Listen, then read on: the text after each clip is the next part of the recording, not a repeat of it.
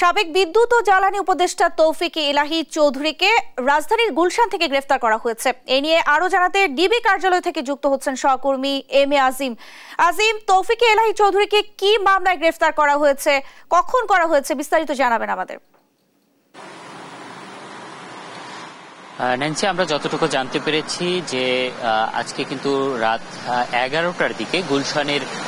তার বাসা থেকে হয়তোবা তাকে গ্রেপ্তার করা হয়েছে এমন একটি খবর আমরা এখন পর্যন্ত জানতে পেরেছি এবং আমরা এই মুহূর্তে ডিবি কার্যালয়ের সামনে রয়েছি। এখানে কিন্তু এখন পর্যন্ত তাকে নিয়ে আসা হয়নি এবং আমরা যতটুকু জানতে পেরেছি যে যেহেতু গোয়েন্দা পুলিশ তাকে গ্রেপ্তার করেছে, সেক্ষেত্রে এর আগেও যে যারা শেখ হাসিনা সরকারে ছিলেন তাদেরকে গ্রেপ্তার করা হয়েছিল, তারা কিন্তু গ্রেপ্তারের পর তাদেরকে ঠিক ডিবি কার্যালয়ে আনা হয়েছিল এবং তখনকার যে অবস্থা ছিল, যে থানাগুলোর যে অবস্থা ছিল, সেখানে কিন্তু অন্যান্যদের হাত থেকেও যারা গ্রেপ্তার হয়েছিল তাদেরকেও কিন্তু ডিবি কার্যালয়ে আনা হয়েছিল এবং রিমান্ডের সময়ও কিন্তু ডিবি কার্যালয়ে রাখা হয়েছিল। তবে আমরা এখন পর্যন্ত তৌফিক ইলাহির বিষয়টি সম্পর্কে যতটুকু জানতে পেরেছি যে তাকে এখানে আনা হবে, হয়তোবা সেখানে এখনো গোয়েন্দা পুলিশের যে কার্যক্রম, সেই কার্যক্রমগুলো শেষ করা হচ্ছে বা তারা সেখানে তল্লাশি করছে এবং সেই কাজগুলো শেষ করে তাকে এখানে আনা হবে। এবং আমরা যদি একটু তৌফিক ইলাহি সম্পর্কে বলতে চাই, তিনি কিন্তু একজন রাজনীতিবিদ ছিলেন এবং তিনি কিন্তু একজন আমলা হিসেবে পরিচিত ছিলেন এবং তিনি তার আমলা জীবনে কিন্তু সবশেষ তিনি সচিব হিসেবে তিনি অবসরে গিয়েছিলেন এবং তারপর থেকেই কিন্তু তিনি রাজনীতিতে যুক্ত হন এবং আওয়ামী লীগের রাজনীতিতে তিনি সক্রিয়ভাবে অংশগ্রহণ করেন এবং তার যে রাজনৈতিক যে কার্যক্রম, এবং সেখানে যদি আমি একটু বলতে চাই, সেক্ষেত্রে কিন্তু 2009 সালে আওয়ামী লীগ সরকার যখন ক্ষমতায় আসে তারপর থেকেই তিনি কিন্তু প্রধানমন্ত্রীর তখনকার যে শেখ হাসিনা সরকার ছিলেন, সেই শেখ হাসিনার তিনি বিদ্যুৎ ও জ্বালানি ও খনিজ সম্পদ বিষয়ক উপদেষ্টা হিসেবে দায়িত্ব পালন করে আসছিলেন এবং তারপর থেকে কিন্তু নির্বাচনে একের পর এক সরকার প্রধান হয়েছেন শেখ হাসিনা এবং তিনি কিন্তু সেই শেখ হাসিনার হয়েই সেই জায়গাটিতে থেকেছিলেন এবং তিনি কিন্তু সেই একই উপদেষ্টা হিসেবে তার যে অবস্থান সেটি কিন্তু ছিল। এবং এর বাইরে আমরা যদি তার রাজনৈতিক অংশগ্রহণ সম্পর্কে বলি, সেক্ষেত্রে কিন্তু তিনি আওয়ামী লীগের রাজনীতির সাথে সক্রিয় ছিলেন এবং নানা ধরনের কার্যক্রমেও সেটি দেখা গিয়েছে এবং তার যে তিনি মুক্তিযুদ্ধের সময় মুক্তিযুদ্ধে অংশগ্রহণ করেছিলেন বলে তিনি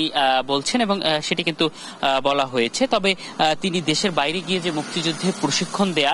সেই কার্যক্রমের সাথে সম্পৃক্ত ছিল না। তার মুক্তিযুদ্ধে অংশগ্রহণটা তিনি আমরা যতটুকু জানতে পেরেছিলাম যে তিনি কিন্তু দেশের মধ্যে থেকেই সক্রিয়ভাবে অংশগ্রহণ করেছেন। এখন এই যে তাকে গ্রেপ্তার করা হয়েছে, এ বিষয়ে কিন্তু এখন পর্যন্ত সুস্পষ্টভাবে কোনো কিছু আমাদেরকে বলা হয়নি যে তাকে কোন মামলায় গ্রেপ্তার করা হয়েছে বা তার বিরুদ্ধে কি কি ধরনের অভিযোগগুলো আনা হবে। সেক্ষেত্রে হয়তোবা গ্রেপ্তারের পর তাকে যখন আদালতে তোলা হবে, তার বিরুদ্ধে যখন